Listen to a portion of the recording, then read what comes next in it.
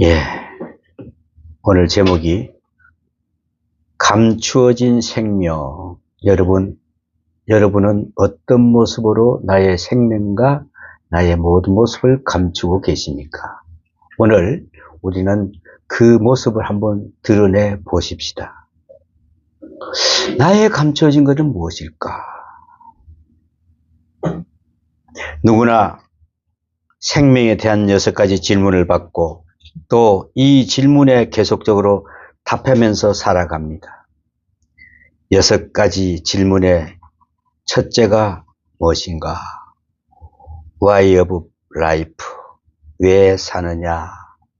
목적이 무엇인가? 그 의미는 어떤 것인가 하는 철학적인 그런 질문이었습니다. 두 번째는 Who of life? 누구냐 하는 정치에 대한 질문입니다.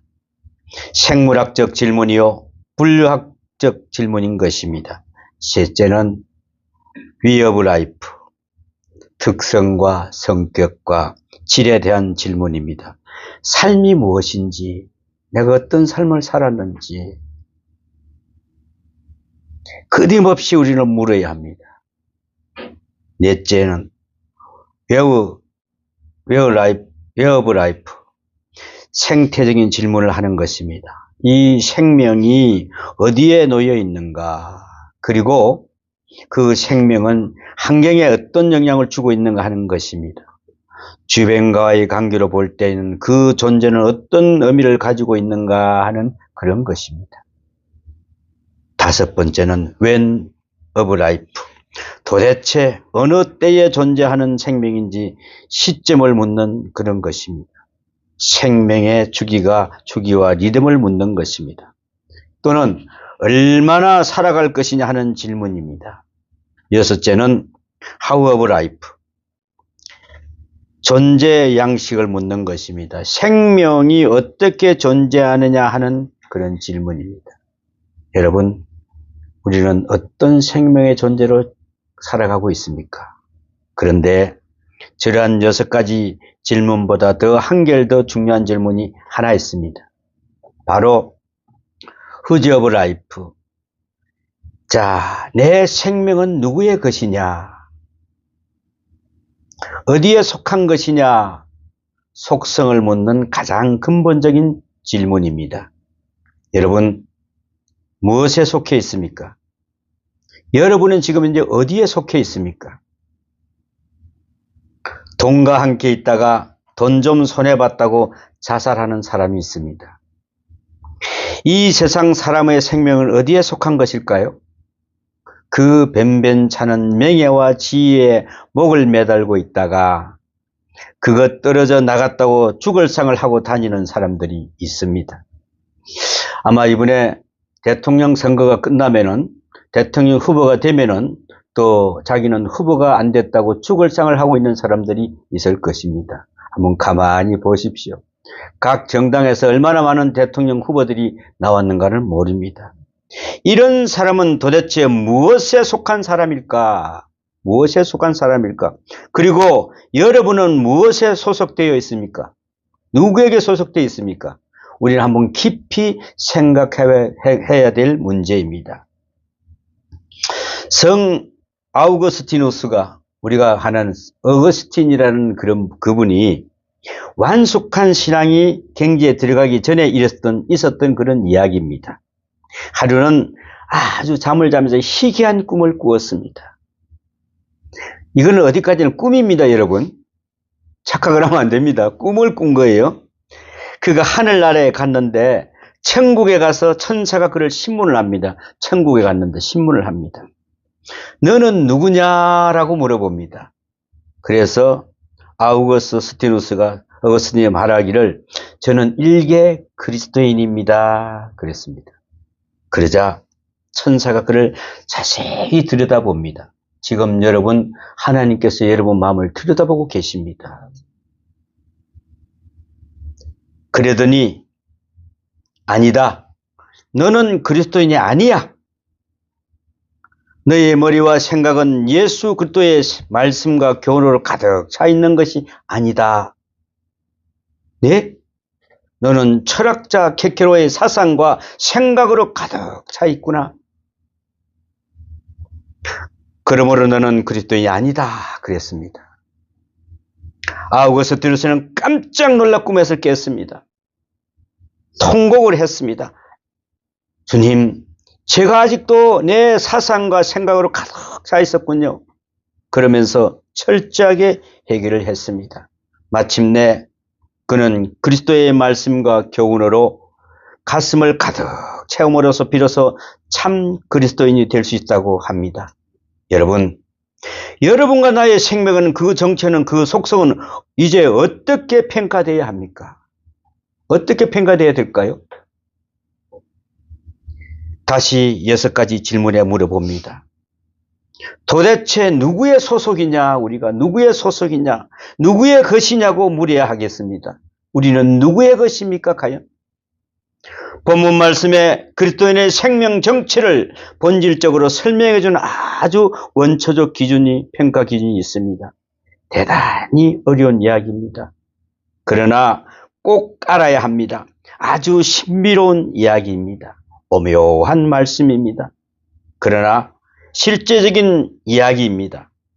누구나 한순간에도 여기서 떠날 수는 없습니다. 생명의 문제에 대한 중요한 말씀입니다. 그리스도인이란 무엇인가? 그리스도인이란 무엇인가? 첫째, 이미 죽었다는 것입니다. 우리는 죽어야 됩니다. 내일 죽는 것이 아닙니다. 벌써 죽어야 합니다. 그래서 그때부터 우리가 출발하는 것입니다. 죽음에서부터 출발하는 것입니다. 여러분, 우리에게 걱정, 근심이 많습니다. 복잡한 문제가 많습니다. 그렇죠? 그런데 알고 보면 이거 별 이야기가 아닙니다. 별거 아닌데 우리는 그렇게 걱정, 근심, 초조, 긴장 막 하고 있습니다. 옛날에 어떤 친구가 우스갯소리로 걱정, 근심, 초조, 긴장에 무슨 약이 필요할까? 그리 물어봤어요. 그랬더니 무슨 약이 필요할까요? 마음 푹 나 약이 필요하답니다. 마음 푹 놓으시면 됩니다. 다만 한 가지, 내가 죽지 못해서 그러는 것입니다. 그리스도인은 철저하게 죽어야 합니다. 아직도 덜 죽어서, 아직도 설 죽어서 그렇게 바둥거리고 생각도 많고 복잡한 것입니다. 이미 죽었다면 아무 문제가 없습니다. 이를테면 결혼도 그렇다고 합니다. 결혼과 함께 결혼 전에 과거는 다 죽여버려야 됩니다. 웃지 못할 이야기가 있습니다. 제주도에 신혼여행을 갔는데 이 신부가 옛날 애인에게 몰래 전화를 걸다가 들키고 말았습니다. 그래서 그날 들은 그 새 신랑은 어떠하겠습니까? 마음이 말 그대로 죽튀기가 밤티가 되도록 맞았다는 이야기가 있습니다. 결혼과 동시에 이제는 내 생활, 내 친구를 다 잊어야 합니다. 남자친구, 여자친구 할 것들이 딱 끊어버려야 됩니다. 그래야 죽어야 되는 것입니다. 그런 것들이 남아있어서는 안 된다는 것이죠. 창세기 2장 24절에 보니까 이러므로 남자가 여자를, 부모를 떠나 그의 아내와 합하여 둘이 한 몸을 이룰지로다 그랬습니다. 우리는 부모를 떠나고 부부가 되면은 한 몸을 이룬 것입니다. 요새는 일심동체가 아니고 일심이체라 그러는 것 같아요. 왜 그리 사는지. 자, 이것이 성경에서 말씀하는 결혼식입니다. 결혼입니다. 다 떠나야 되는데 떠나지도 않고 떠나보내지도 않고 왜 그리도 말이 많고 생각이 많습니까? 결혼식 하는 날로 끝내야 합니다. 정신적으로 독립되어야 한다는 그런 말씀입니다. 부모님을 떠나 그 아내와 연합하여, 이것이 가정입니다. 과거를 얼마나 깨끗이 묻혀버리느냐, 깨끗이 십자가에 못 박였느냐, 깨끗이 끊어지고야 앞으로 나아가는 추진력이 생기는 것입니다. 우리는 이것을 맹심해야 됩니다. 그리스도인은 철저히 해결을 해야 합니다. 해결한 눈물을 흘린다는 이야기가 아닙니다, 여러분. 눈물 흘리고 콧물 흘리는 그런 회개가 아니라 과거에 대한 미련을 완전히 끊어버리고 돌아오는 것이 바로 예수님께 돌아오는 것이 그게 바로 회개입니다. 눈물 흘리지 마십시오, 여러분. 그거는 하나의 여러분의 마음을 그냥 하나의 저거 하는 것이지, 위로하는 것이지, 하나님은 그걸 원하지 않습니다. 눈물, 콧물 흐르는 것이 아니라 끊고 돌아봐라. 과거를 잃어버리라. 과거를 완전히 십자가에 묻고 과거를 떠나고 과거와 관련을 끊고 주 예수를 믿는다는 그런 뜻입니다. 실패와 절망과 좌절이 아닙니다, 여러분. 율법 앞에서 우리는 온전히 죽어야 됩니다. 그만이 아닙니다. 좀 더 나아가서는 은혜 앞에서 우리는 죽어야 합니다. 큰 은혜 가운데 나라는 존재는 작아지고 마지막에는 없어져야 합니다. 여러분, 이런 경험이 있습니까? 사랑이 너무나 고맙고 은혜가 너무나 고맙고 나머지 산 것이 아닙니다 라고, 나는 없어지고 말았습니다. 그래야 그리스도인입니다. 전에 어떤 교수가 미국에서 박사학위를 받고 나와서 한국에서 교수직을 하다가 교육부 고등교육국장까지를 30대에 고등교육국장을 했습니다. 일찍 출세를 했죠. 그리고는 다시 교수를 하다가 다시 사직을 내고 미국으로 돌아갔습니다. 가족을 데리고 이민을 간 것이죠. 가서 다시 미국에서 대학 교수를 하고 있다가 잘 지내다가 가족을 또 다 데리고 한국으로 나왔습니다. 자기 친구가 물었습니다. 왜 나왔냐고. 왜 나왔어? 대답합니다. 내가 하나님 신세를 너무 많이 지고 미국 가서 교수일을 하면서 그냥 편하게 살기가 너무나 괴로워서 잠을 잘 수가 없더라. 그래서 내가 다시 나왔다. 그렇게 이야기를 했습니다.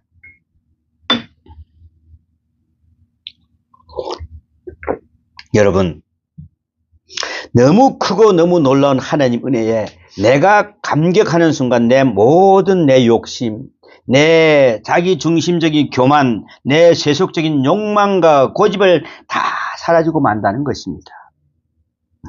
봄날의 눈녹듯이 다 없어지고 말아야 됩니다. 그래야 우리가 그리스도인입니다.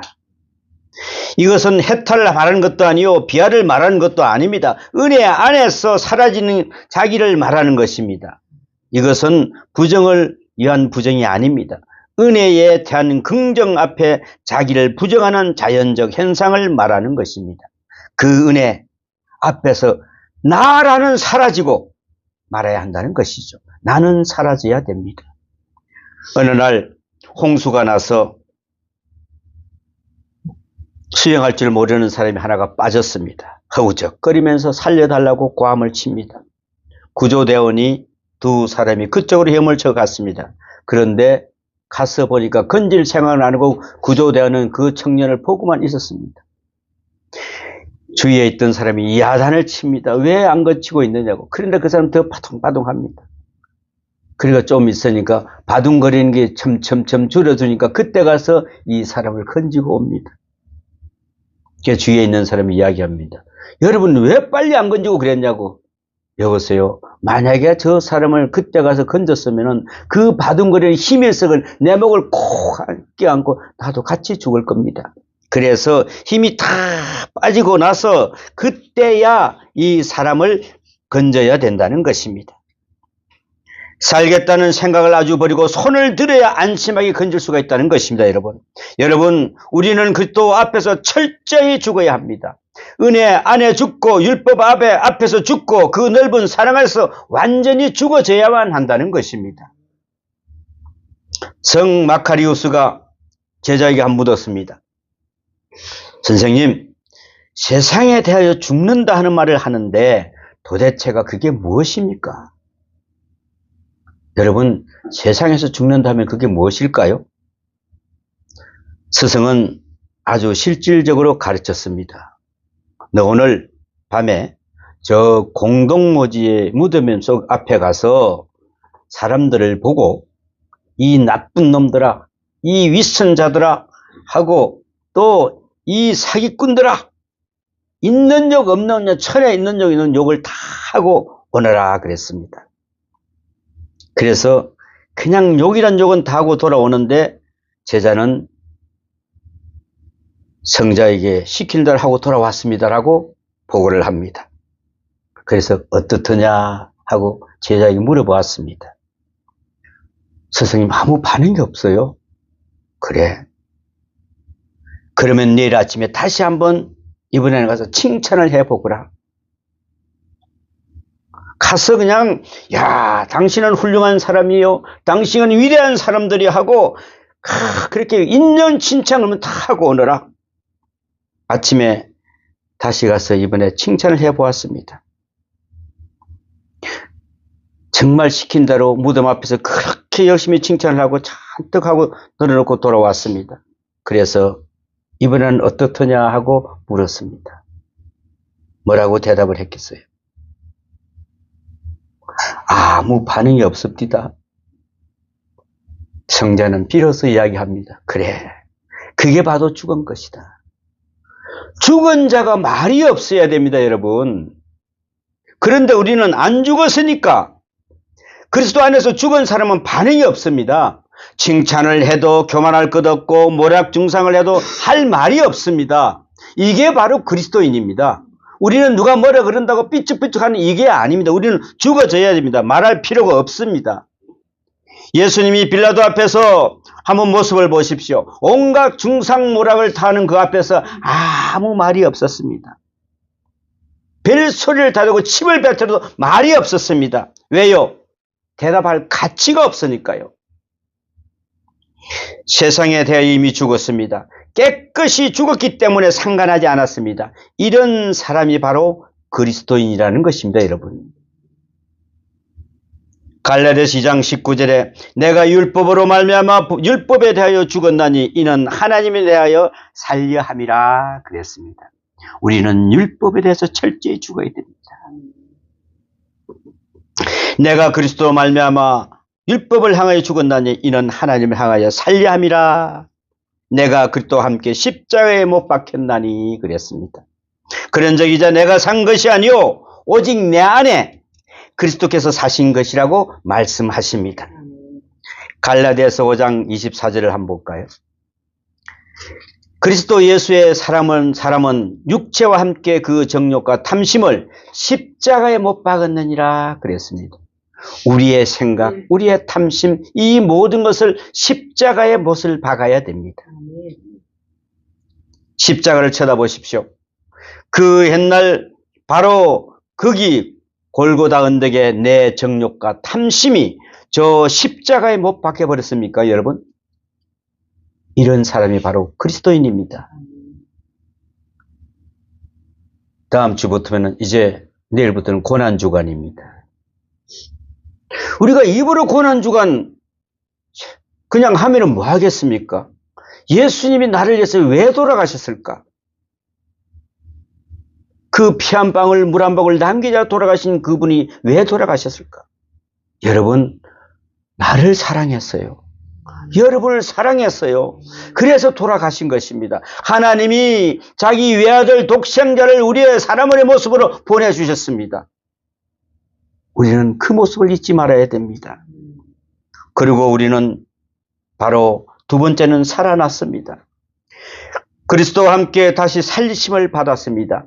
율법 앞에는 죽고 다시 은혜로 살았습니다. 그리스도의 은혜로 다시 살았습니다. 이것이 바로 원초적 생명입니다. 나의 나된 의미, 나의 나된 목적 전부가 그리스도인 것입니다. 이제는 내가 나를 위해서 사는 것이 아닙니다. 나를 위하여 죽으신 바로 그분을 위하여 살아야 됩니다. 고린도후서 5장 15절 말씀해 보니까 그가 모든 사람을 대신하여 죽으심으로 살아있는 자들로 하여금 다시는 그들 자신을 위하여 살지 않고 오직 그들을 대신하여 죽었다가 다시 살리신 이를 위하여 살게 하려 함이니 그랬습니다. 나를 위해서 죽으신 바로 그분을 위해서 사는 것이 내 생애의 목적이 되어야 됩니다. 우리는 누구를 위해서 사시려고 하십니까? 우리의 생명은 어디 있습니까, 여러분? 빌립보서 3장 12절에 내가 이미 얻었다 함도 아니요 온전히 이루었다 함도 아니요 내가 오직 그리스도와 함께 잡힌 바 된 그것을 잡으려고 달려가노니 그랬습니다. 여러분, 오직 내가 그리스도와 함께 잡히신 바 된 그것을 잡으려고 달려간다. 이것이 바로 내가 내 이상이 되어야 됩니다. 내가 그리스도 기쁨이요 내 영광도 그리스도요 사는 것이 그리스도니 죽는 것도 유익함이다. 그렇게 말씀하셨습니다. 이것이 바로 그리스도인의 본 모습입니다. 너무나도 신비롭고 놀라운 말씀입니다. 여러분, 그리스도가 인생의 목적이요 인생의 의미요 인생의 기쁨이요 인생의 영광이요 생명 그 자체여야 된다는 것입니다. 사는 것 자체가 여러분 그리스도입니다. 이런 사람이 그리스도인이 되어야 된다는 것이죠. 돌아온 탕자를 한번 보십시오. 그는 과거를 잊어버렸습니다. 마땅히 잊어버려야 되지요. 만약에 자기가 옛날에 내가 하나님 아버지의 내가 둘째 아들이야. 내 자산 또 내가 아버지한테 가서 또 내가 달라고 할 수도 있을 것이야 하면서 왔으면 어떻게 될까요? 그 사람은 철저하게 자기를 부인했습니다. 이제 내가 아버지 아들이 아니라 종의 모습으로 가겠습니다. 대제에 먹는 지암열매를 먹으면서 그들께 깨닫게 된 겁니다. 철저하게 나는 죽여야 됐습니다. 그리고 오직 은혜로 삽니다. 이게 무슨 말이 할 말이 있습니까? 할 말이 없습니다. 할 말이 영 없어져 버렸습니다. 어떤 일을 당하든지 무슨 일이든지 오직 돌아오는 감격과 감사 그것만으로 살아갑니다. 다시 태어납니다. 다시 살아나는 그 모습을 우리는 살아간다는 것입니다. 그리고 세 번째가 오늘 중요하게 말씀하고 있는 바 감추어져 있다는 사실입니다. 내 생명이 그리스도 안에 감추어져 있습니다. 감춰져 있다는 이 말은 헬라어 원문대로 보면은 케크르 푸타이로 그러는데 현재 완료형입니다. 현재 그리스도인의 현재 완료형의 생명은 살아가는 것이네. 생명을 살아가는 것입니다. 어떤 그 생물학자가 세미나에서 강연을 하는데 조그마한 씨앗을 들고 있었습니다. 여러분, 이 씨앗 하나가 참으로 신비로운 것입니다. 그랬습니다. 생명은 신비 그 자체입니다. 라고 외쳤습니다. 그러면서 이것은 얼마든지 성분을 분석할 수가 있습니다. 질소, 수소, 탄소로 합성된 것입니다. 우리도 이 성분대로 씨앗을 만들 수 있습니다. 라고 이야기합니다. 그런데 내가 만든 이 씨앗은 땅에 심으면 죽어버립니다. 여러분, 지금 엄청난 과학이 발전됐지만 지금 이 꽃잎 하나를 만들지를 못합니다. 그런데 질소, 수소, 탄소로 다 합쳐서 만들었지만은 그 씨앗은 집어 심으면 죽더라 이 말입니다. 그런데 내가 여기에 또 조그만한 씨앗을 이 씨앗은 땅에 심으면 싹이 납니다. 그리고 똑같은 열매를 맺습니다. 이 씨앗 하나는 현재의 완료형인 것입니다. 라고 고백합니다. 맞습니다. 우리가 지금 과학적으로 씨를 만들어 가지고 심으면 그것이가 난다 그러면 어떻게 되겠습니까? 하나님은 그것은 허락하지 않으셨습니다, 여러분. 근데 우리가 어떤 마음으로 어떤 조건으로 하나님을 같이 따라가려 할 수 있을까요? 따라갈 수가 없습니다. 지금 요즘에는 과학의 바벨탑이라 그럽니다마는 아니요. 우리가 만약에 배나체로 거듭났을 때 우리의 몸은 어떻게 되겠습니까? 지금 우리 정혜영 선교사님이 여기 와 있는데 내가 지금 홍콩 갑니다. 지금 바로 가 있습니다. 그지요? 내가 미국 갑니다. 미국 갈 수 있습니다. 어느 로켓이 그리 빨리 갈 수 있는 로켓이 있을까요? 없습니다. 그런데 사람들은 그렇다고 합니다. 따라갈 수가 없습니다, 여러분. 현재 완료행 그의 생명의 신비가 우리에게 있는 것입니다. 이 점을 우리는 잊지 말아야 합니다. 그리스도인은 이 오묘한 신비 속에 살아가야 됩니다. 이것이 바로 본질적인 것입니다. 벌써 그리스도와 함께 있습니다. 거기에 있습니다. 우리는 신비롭게 감춰져 있습니다. 이제 주님 오실 때에 나타날 것입니다. 그 나타날 때의 모습을 생각해 보십시오. 이미 가 있는 감춰진 생명을 한번 생각해 보십시오. 구축함을 받은 것입니다. 오직 사랑과 은혜만이 있을 뿐입니다. 그리고 이 큰 사랑이 시간 우리에게 감격을 주고 있는 것입니다. 그뿐 아니라 인생을 돌아볼 때에 지난 날에 왜 내가 고독해야 했던가, 이제 돌아보니 그것도 은혜였다, 그렇게 생각해야 됩니다. 내가 그때 왜 실패했던가 돌아보니까 그것도 은혜입니다. 내가 그때 비참해서 고통을 느끼고 있을 때에 나는 버려진 줄 알았는데 그때도 나와 함께 하셨어요. 예수님께서. 은혜였던 것입니다. 내가 병들었고 슬퍼하고 있을 때에 이제 가만 보니까 그것도 바로 은혜였던 것입니다. 여러분, 이 모든 것을 우리가 은혜로 생각하면 얼마나 감사가 나오겠습니까? 그때 내 모든 문제에 대한 해답을 얻을 수가 있습니다. 왜 내 남편이 먼저 갔는지, 내 사랑하는 자녀가 왜 먼저 세상을 떠났는지, 왜 세상에는 이렇게도 모순이 많은지 답답하고 괴로웠는데 감춰진 신비로운 세계를 해고할 때 그 차 안에서 볼 때는 모든 것이 은혜로다, 은혜로다, 은혜로다. 이 신비로운 생명이 바로 오메가 포인트입니다. 그 순간을 놓고 여기서부터 우리는 생각해야 된다는 것입니다. 이 감춰진 생명을 아는 사람은 오늘 이 땅에 살면서도 낙심이 없습니다. 여러분, 스데반을 한번 보십시오. 엄청나게 돌에 맞아 죽는 그 순교를 하면서 눈썹 하나 까딱하지 않았습니다. 왜요? 생명의 신비를 알았기 때문에 그랬습니다. 그의 얼굴은 그래서 천천히 천사의 모습으로 얼굴이 싹 바뀌었습니다.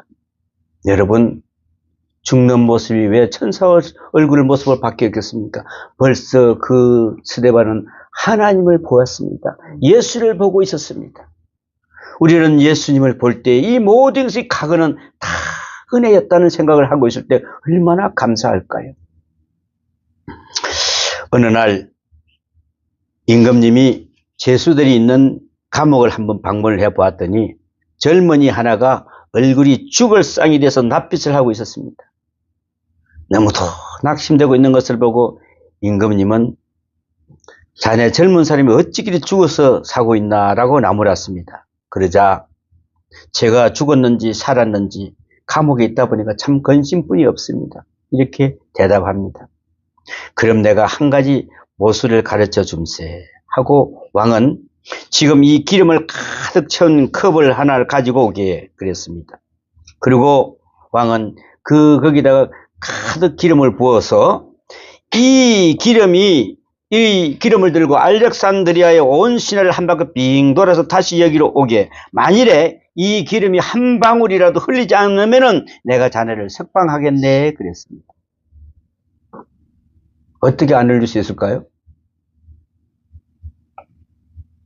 그 청년은 감격해서 그 톱을 들고 2시간 동안 알렉산드리아의 거리를 구석구석 누비고 돌았습니다. 극장 앞도 지나가고 사창가 앞도 지나가고 시장도 지나가고 많은 유혹하는 소리가 들었습니다. 그런데 2시간 동안 시내를 돌고 또 돌고 돌아 사람을 한 사람도 못 봤습니다. 왜 그럴까요? 임금님이 이 사람을 딱 보면서 이야기합니다. 야, 정말 한 방울도 안 흘리고 갔다 왔구나. 자네를 유혹하는 사람이 있던가? 없던데요. 시장에 사람이 있던가? 없던데요. 사창가에서 자네를 유혹하는 사람이 없던가? 없던데요.